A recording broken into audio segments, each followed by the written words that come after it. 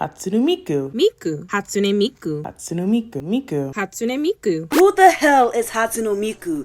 If you guys are like me and have been on the internet streets recently, then you've seen Our Lady of Divine song everywhere. As someone who was really into vocaloids as a kid, I finally feel like this is the perfect time for me to talk about Hatsune Miku vocaloids and why my girl is trending on the timeline again. So if you're interested in a discussion on Hatsune Miku as well as the other vocaloids, keep on watching. Hi guys, welcome back to Ella Pastoral. If this is your first time ever coming upon this channel, welcome. Hi. On this channel, I typically talk about all of my favorite pieces of media as well as talking about social issues. And like y'all saw by the little intro, today we are going to be talking about Hatsune Miku and her impact today. But this video would not be able to be made if it wasn't for these lovely Patreons that I have. Thank you guys so much for supporting me throughout the entire year, because without y'all I wouldn't be able to do these hyper niche videos. And yeah, thank you guys so much for supporting me. So typically I come on my YouTube channel and I have a full face of makeup, but ever since I started my nursing job, it's like extremely hard to find time to film, especially considering it takes me an hour or so to do a full face of makeup. So y'all are gonna have to watch me do makeup as I talk about my girl Hatsune Miku. So who exactly is Hatsune Miku? Hatsune Miku is someone that I practically grew up with in the early 2000s, like from 2007 to 2008. That girl was physically everywhere. I was a big YouTube girly when I was a kid. I still am, as you guys can see by the fact that I'm doing YouTube at my grown age now. But Hatsune Miku would be in literally all of the AMAs. You physically could not escape her. And the fact that it's 2024, like borderline 2 decades since she was created, and she's still going viral and she's still trending, literally attests to the power of my girl Hatsune Miku. So the lore behind Hatsune Miku is actually so wild. So Hatsune Miku originally started as a voice bank for the group known as Saipton Bank in 2007. I was literally only 6 at this time, and ever since this voice bank was made, Shawty has literally reached international success. Even though we see Hatsune Miku have a very much anime style, she wasn't really from an anime at all. She just kind of became a global phenomenon.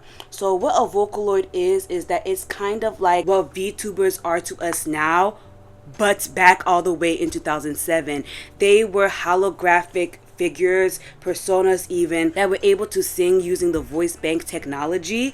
And ever since 2007, all of the vocaloids, but specifically Hatsune Miku, have blown up due to the ability of the voice bank technology. Like I said, I originally knew my girl Hatsune Miku from seeing her in all of those AMAs on YouTube, and I just can't believe that she has been able to stay relevant all the way in 2024. So I'm doing my eyebrows and I'm filling them in to make them look darker. I really like the dark eyebrow look. And like I said, Hatsune Miku isn't just an artist. We have had several people throughout the last 2 decades try to do the whole VTuber behind the mask type thing, but Hatsune Miku as well as the other vocaloids go to show that it is a whole phenomenon, right?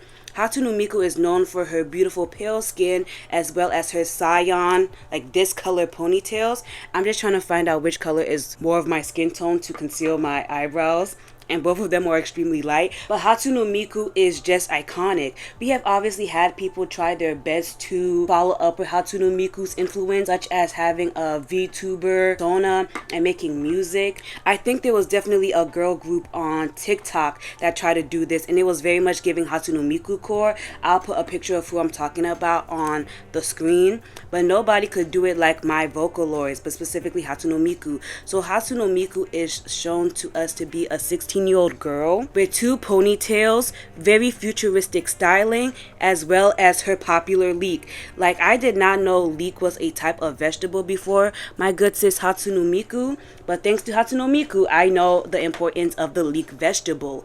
And even though she is shown to us to be a 16-year-old girl, that does not mean that's the only way she is portrayed. Like I said several times, I watched her on the AMVs on YouTube, and because of her vocaloid appearance, she was literally able to be changed and conform to whatever the AMV or artist wanted. If you go on YouTube right now and look at Vocaloid songs or Vocaloid music videos, they literally take all of the Vocaloid characters and just change them based on how they want. One of my favorite AMV / music videos that had the Vocaloids was definitely the World Is Mine music video, where Hatsune Miku was definitely acting like an annoying brat, but that song literally went triple platinum in my house because when I was a kid, I was like, oh my gosh, yes, the world really is mine, and I was just really feeling it. And unlike a lot of the VTubers or people who hide their persona, oh, there go the eyebrow, y'all. But unlike a lot of other VTubers who practically hide their identity and use like an anime inspired icon to make music, Hatsune Miku is timeless. Like when I was first introduced to her, she was a 16-year-old girl, and it's 2024, I'm 23 now, and she's still that 16-year-old girl. And so no matter what, she is going to be timeless, and that definitely adds to her appeal. And due to the fact that she lives in the virtual realm, everyone has access to her. That is exactly how we saw that viral trend on Twitter, where literally everybody was getting their piece of Hatsune Miku. Everyone was making their version of Hatsune Miku because she really is our feminine Spider-Man. And what I mean by that is that she is practically like a placeholder. Like the way boys like Spider-Man is how a lot of femme-presenting people love Hatsune Miku. We really see ourselves in her for real. Because, I mean, look at the evidence. We got Hatsune Miku from Brazil, we have Hatsune Miku from Jamaica. Like, Hatsune Miku is an international icon. And even though this whole entire video I have been talking about how there are other vocaloids, no one has crossed the international border as well as Hatsune Miku. So I want to tell y'all about the rest of the Vocaloid gang and why Hatsune Miku is the best girl. So I believe, at least at the time of when I was a kid, there was officially 8 Vocaloids. But a lot of the Vocaloids seriously did not compare to Hatsune Miku. And even when they were doing their whole cinematic universe of songs and stuff, they straight up weren't comparing. But I'm gonna tell y'all all of the Vocaloids that I remember, or at least remember seeing, and tell you, I guess, the lore I remember from being obsessed with Hatsune Miku as a kid. So we obviously have Hatsune Miku. We have the twins Rin and Len. Then we have Tito, and then the rest of the Vocaloids are people who I straight up don't remember, but according to Google they were up and popping. I don't know what to tell you. So we have Mikiko, Kaito, Neru, and Heiko. So let me know if you knew about the other Vocaloids, because I straight up only knew Hatsune Miku, Ren, Len. Sometimes I will see Tito, and sometimes Kaito will pop up, but that was only to serve as a love interest. Homeboy had no lore for me. And the main way I was able to know about the Vocaloid lore was definitely because of the music videos. A lot of the stories were like borderline 18 plus, and I had no business watching them. But man, I had uncontrolled internet access as a kid, so I was in a lot of things I had no business being in, except for Kick. I was never one of the Kick girlies. I was not. But surprisingly, a lot of the music videos had to do more with Ren and Len than they had to do with Miku, which is strange. I feel like a lot of anime inspired things have this weird obsession with twins and sibling lovers. Like, it's giving House of the Dragon, Game of Thrones. One of my favorite animes of all time was Vampire Knight. I made a video about it if y'all interested in that. But yeah, Japan has a weird issue with the whole sibling lovers thing, and that's why Len and Ren were the main ones in these music videos. Like, one of my most favorite / traumatic memories of the Vocaloid community was definitely one of the music videos where I believe, let me see if I can find it real quick. Okay guys, I had to search for a couple of minutes to find what I was talking about, but thank God for the YouTube search engine, because I was able to find that joint quick. So one of the most traumatic experiences I had on the internet, it literally changed my brain chemistry, was when I watched the music video called Secrets, and it had, I'm butchering this and I can already see y'all coming in the comments, Kagami, Rin, Len, and it had Hatsune Miku as the love interest. So the story was about an angel who fell in love with a human girl. The angel was obviously, was it Ren or was it Len? I can never tell them twins apart, but Ren, let's do Ren. Rin was in love with Hatsune Miku, and Rin was the angel. So you know we already have a forbidden romance thing going on, right? Because as an angel, you're never supposed to fall in love with a human. So it's already the forbidden romance aspect, right? But Rin is down bad. And so she's seeing my girl Hatsune Miku living her life, and she wants her so bad. She sees her and she's like, yo, I want to be with you. But my girl got a fiance. Hatsune Miku straight up has a fiance. It also doesn't help that Rin is a girl. Back in those times, it really wasn't okay to be like a lesbian as my girl was. And so she's really just sad and depressed. The girl she likes is a human. The girl she likes is with somebody else. It literally wasn't the vibes, right? I think she made a deal with the devil. I'm watching the AMV as I'm doing this to explain it to y'all, right? And it was like a forbidden apple type thing, right? That's why I thought the music video was called Bad Apple, because it was kind of giving like Adam and Eve, but mostly Eve, right? So she makes a deal with the devil and she gets a gun, right? I'm low-key getting trauma just from me watching it, because like it was like scary, like horror movie type scary for me as a kid, right?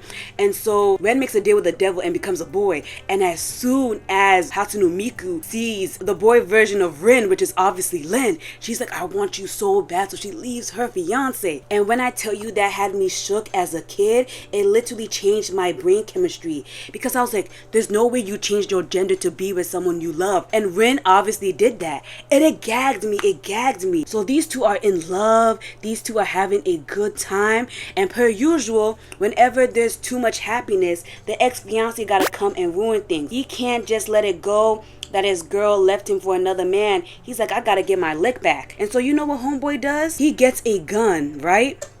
Sorry. Let me lower the volume of my iPad. He gets a gun and shoots Hatsune Miku.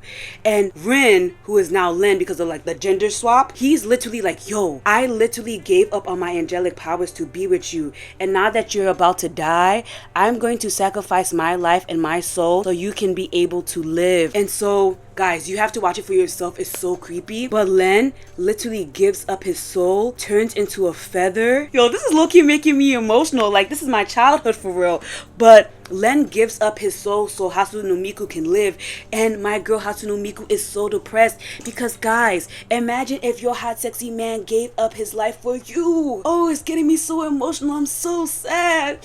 Oh my gosh, yes. Then it practically recounts the story from the beginning about how a poor angel gave up their life to be with the human that they loved, and how much of a tragedy it was. Like this was my Romeo and Juliet, guys. Like, y'all don't even know nothing about this.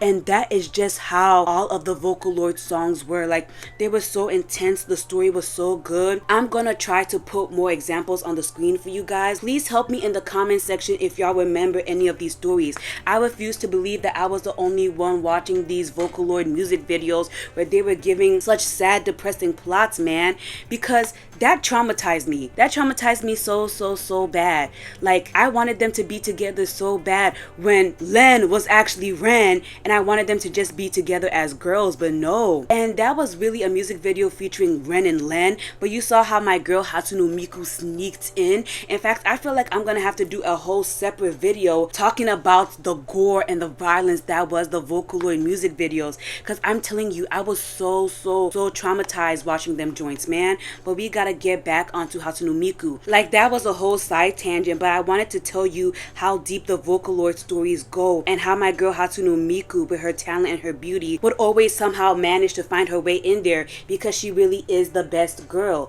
Now let's talk about why people love her so much and why she really is our international idol. So like I keep saying, Hatsune Miku, unlike a lot of the VTubers that we have, is timeless due to the fact that she is not a human and she isn't really controlled by one specific team. She is timeless. Anyone can adapt her to be whatever they want, and that's why we have the gigantic trend of people adopting Hatsune Miku into their cultures, right? We have the Palestinian Hatsune Mikus. I've seen a bunch of those on my Twitter timeline, as well as there just being a bunch of other different cultures. I definitely recommend that y'all go on Twitter. This is one of the few instances where I tell y'all to go on Twitter.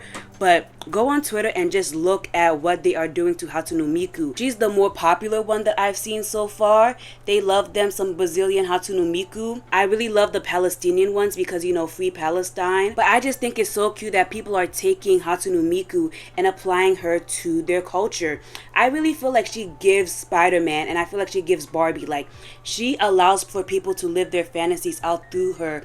And I feel like that is why she is so popular. Something that I've noticed a lot in 2024 and even in the 2020s is how much East Asian culture is getting into the US. Like, obviously, as a black girl who's a nerd, I know that East Asian culture has been doing its big one forever. But man, we have really seen a lot of East Asian culture blatantly in American culture. Obviously, my girl Megan Thee Stallion is holding it up for black nerds across the entire globe.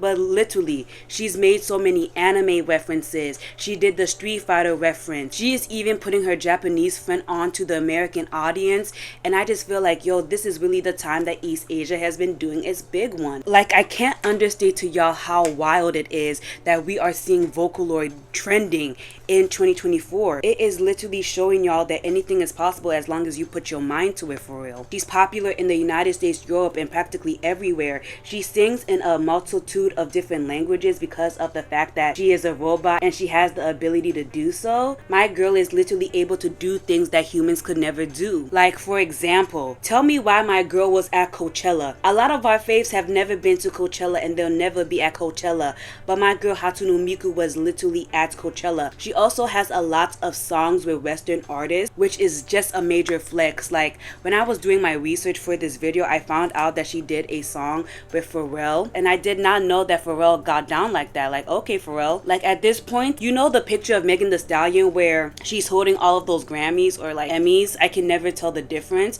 but I'm about to make one of my girl Hatsune Miku because she's really doing her big one. One of my personal favorite songs that she has done with a Western artist has to be with the artist, I'm gonna butcher her name, but what is that girl's name? It's Ash Nico. I really love Ash Nico. Ash Nico makes a lot of songs for like girls who love girls and alternative girls too, so I was already in love with her real bad. But when she puts Hatsune Miku on her song, this was the collab that I never knew that I needed, and I just have to say thank you so much to Ash Nico and her team, because I never would have thought that we would have had something like this. Like, okay, let's go. I don't have a teal color at all in any of the Juvia's Place palettes that I own, so I'm really trying my best to work with what I have, but it's not it's not given. But yeah, Hatsune Miku is just so charming, but I'm just so surprised that she of all of the Vocaloids would have done so well. Like, the other ones don't really have as much extensive lore as she does. And I said Len and Ren are also really good, but they also do have that weird sibling love thing that's going on with them. Like, if you look at the music videos that they have a lot of sibling loving things going on with them. It's not commercial, if that makes sense. Like, you can't really take it worldwide. Like, this is not Game of Thrones, man. We're not here for that. But Hatsune Miku, she ain't got those issues, so we can really take my girl worldwide. And I'm gonna have to do a whole different video to talk about the strange world of Vocaloid and the most wildest plots that I have seen them do in their music videos. But yeah, Hatsune Miku really is that girl. I feel like out of all of the Vocaloids, she's the one who is more friendly towards the masses. Like, we can take her everywhere without it causing a potential scandal, and that's why she was able to break out in comparison to all of her other Vocaloid friends, because man, the other ones are either mad boring or they have some weird ish going on. And so that's why I feel like Hatsune Miku has taken over the globe, and the fact that you can turn her into whoever you want. The fact that she is able to live in both the human realm as well as the virtual realm allows us to have a wide potential of things we can do with her. Like, the fact that we can have actual concerts with this Vocaloid persona just goes to show you what we can do. It actually turns out that I did have something that was teal to represent my girl Hatsune Miku. But yeah, did y'all know that my girl is doing concerts and ish? Like, obviously she did her thing in Coachella, right? But before Coachella, she was giving people virtual concerts. Like, before we had like Michael Jackson and like Prince doing virtual concerts, the Vocaloids were doing this like worldwide. And I feel like with the fact that they are human and they can do virtual concerts, the monetary aspect of the Vocaloids is like unmatched, because you can have them tour all these different cities and provinces without it being an issue, because they're literally like borderline AI creatures. All you have to do is plug in the little software, make sure that the sound stage is good, and then bam, we have Hatsune Miku, and no other artist can do that. And I really feel like with the way y'all are currently treating these celebrities, check out my video on Chaperone and how y'all are trying to justify abusing her to find out what I'm talking about. But I feel like that is about to be the new wave. Like, we are about to have way more VTuber-esque Hatsune Miku knockoffs, because all these celebrities, man, they're getting really tired of the amount of nonsense y'all are putting them through. And I would be tired too, man. I still have people in my comments trying to justify why it's okay to like do all this weird stuff to celebrities. And if we keep playing, we're about to have like two real life celebrities, man, and everyone's gonna have an AI persona, and we're about to have a rise of like holographic concerts, and we will have no choice but to take it because of the consequences of our actions. Okay guys, so this is the final makeup look. As you can see, I struggled hard to make this even look like it was teal, but y'all are just gonna have to live with the fact that I'm wearing a teal shirt, okay, and call it a day.